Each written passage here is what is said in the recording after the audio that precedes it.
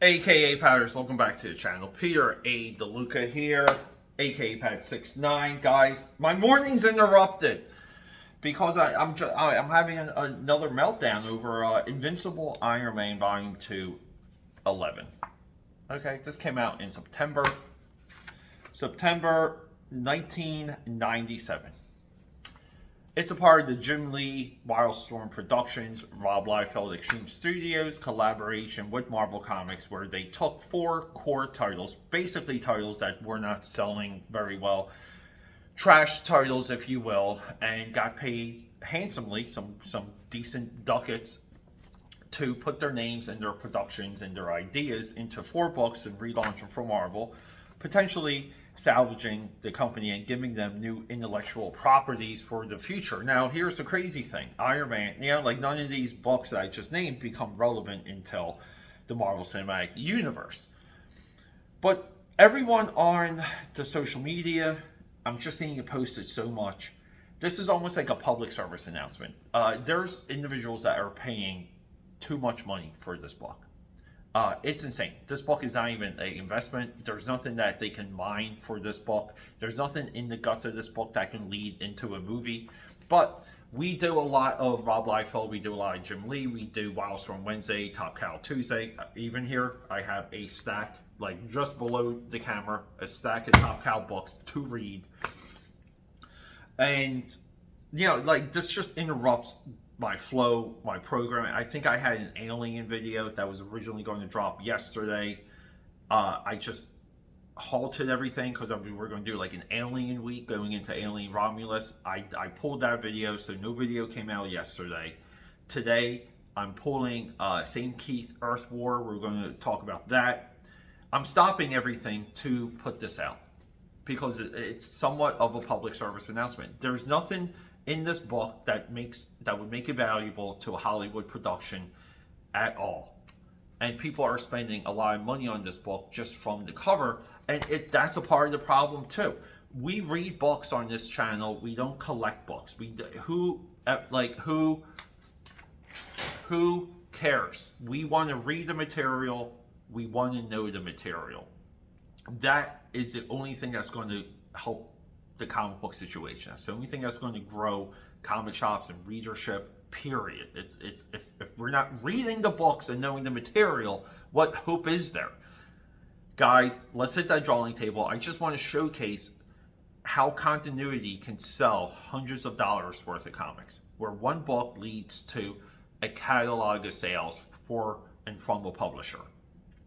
That's the point that we take away from this. So let's just sit down and randomly go through Volume 2 of Iron Man, Issue 11. Volume 2. That's a whole other effort.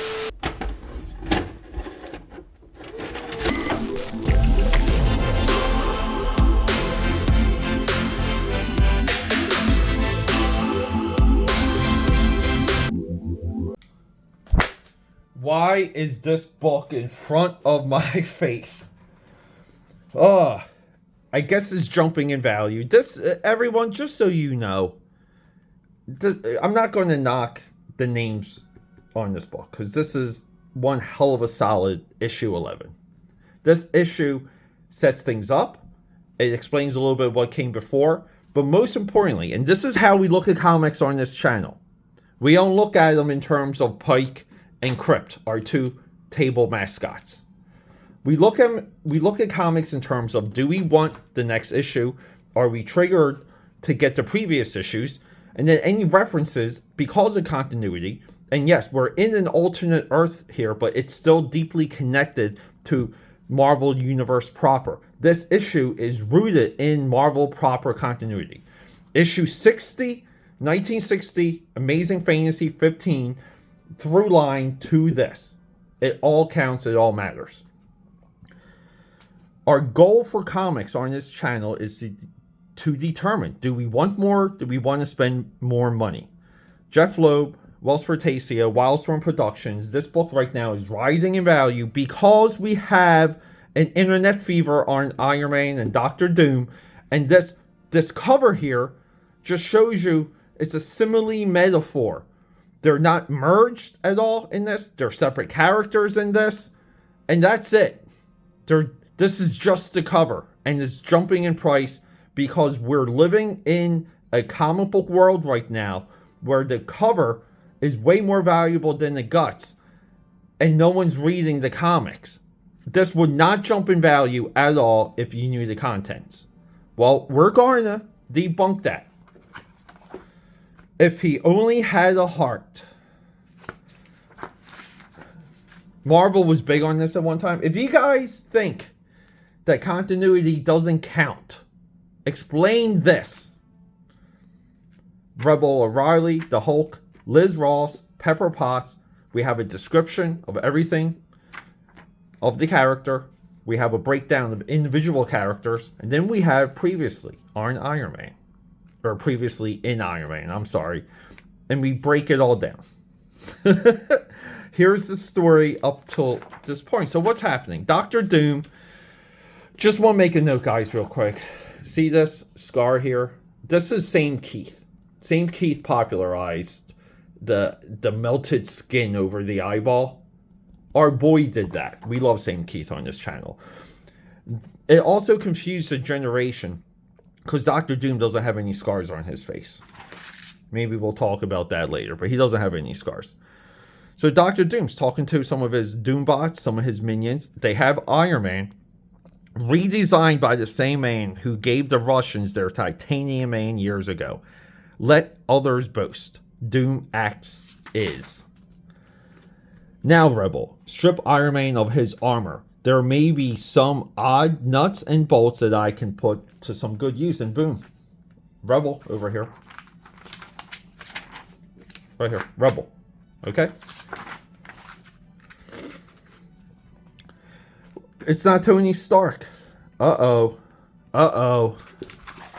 They call that an anchor. What's happening? Let's turn the page. Let's turn the page. Yes, Victor lets others boast. But to have finally achieved total humiliation over Tony Stark, only to realize that this planet itself may no longer exist. For what good is it to be a king if there is no kingdom? Crash. Who dares? Who dares? Well, guess what? The guy he thought was Rebel, and some of this happens off panel. The guy he thinks was Rebel is Tony Stark. He swaps out the armor.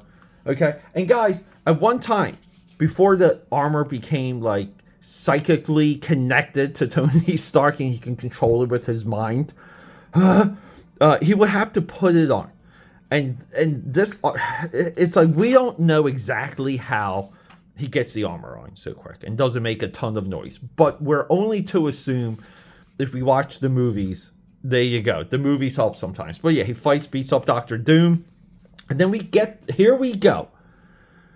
Dr. Doom gets visions of the past, present, and future of the proper Marvel universe. He's seeing the end of the Heroes Reborn universe, what led to it. And he's getting an awakening.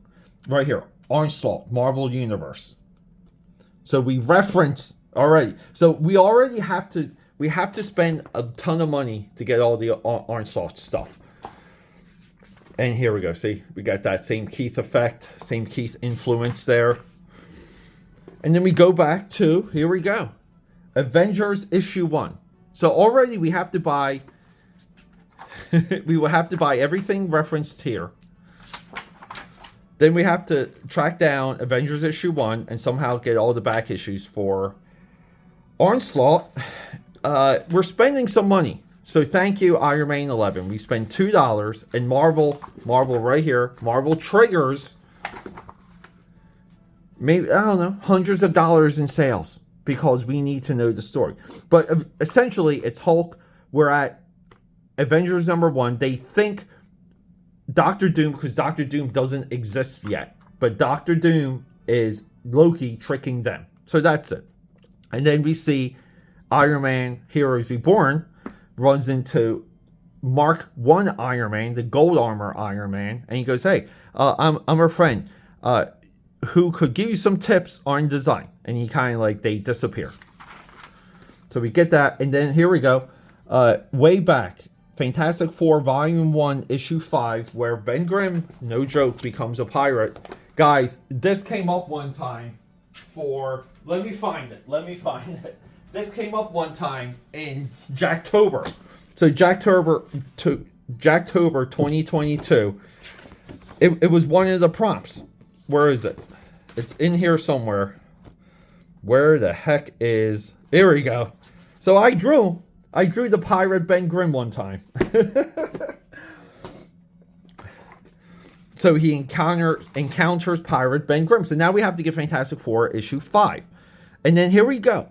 He's with Merlin, Victor. Even you have to concede that only working together can we comprehend. The Men of Iron, here again, for the first time. Here you go. They were there in Iron Man Volume 1, issue 150. So Iron Man, just so you guys know, the post-Heroes Reborn Iron Man is a reformed version of the original. Iron Man's whole backstory, like his whole saga, became a convoluted mess. A lot of it starts around this time. But yeah, Merlin, and then here we go. Guys, you guys know what's coming here, right? Do we know what's coming? Do we know what's coming? Do we know this hand? Do we know? Come on, guys. Ready? Ramen Tut. See Fantastic Four Volume 1, Issue 17. Ramen Tut. The arrogance of youth. Can you not see what is to come, young Victor? What was and will always be. What was and will always be. And then here we go. They go to Firewalker. I would love it if they had the tag of who Firewalker was. Firewalker's creating life and Earth. And before Doctor Doom can see the secrets, they vanish. You can go, Tony Stark, and take the body of Rebel O'Reilly. For even Doom knows when the time for fighting has ended. And then here we go. Connor O'Reilly, Rebel, the end. See Fantastic Four, Volume 2, Issue 7. How many comics did this one comic just sell? And then here we go. We get to the Watcher. And you will be given the last chance to fight for it. The Devourer of Worlds approaches. It is a terrible hunger he brings. Watcher's assembling a team. Heroes Reborn Watcher, a little bit different. Then we have the Hulkbusters, a new Hulk team of She-Hulk, Hulk, and Doc. And here we go, Heroes Reunited. Now we're previewing Fantastic Four 12, Avengers 12, Captain America 12, Iron Man 12. And then the universe continues to break down in issue 13, which was somewhat of an added on issue. All the characters cross over with the Wildstorm universe. I'm not joking. This is Heroes Reborn. Guys, if you don't want to read the next issue and see what happens with Galactus, with the giant 4-title crossover now, you're crazy. And here we get nice promos for Heroes Reborn. I love this juxtaposition. Spawn movie soundtrack. Here, Marvel literally relaunching what it hopes will become core titles. These core titles don't become core titles until the movies come out, just so you guys know. In November, Fantastic Four 1, Scott Lobdell, Alan Davis. You know what? I gotta refresh this run. Captain America, Mark Waid, Ron Garney, one of the greatest Captain America runs of all time. Avengers 1, Kurt Busiek, George Perez, one of the greatest Avenger runs of all time. Iron Man 1, Kurt Busiek, Sean Chen. The most significant Iron Man run of all time starts post Heroes Reborn. You're buying all of these. You're buying them. And you're buying this. So, there's nothing about... This is a book where Iron Man punches Doctor Doom one time and then they have a conversation and they go through the history of Earth Prime or Earth 616. Of how they're connected, how they intertwine, and Doctor Doom gets a hubris of possibly seeing what could be the creation of the world and universe and life and using that for himself, and the hubris of being denied that. He's denied knowledge. Doctor Doom just wants to know more. That's like the best thing about his character. It's not what people think. It's crazy that this book is anything more than 50 cents.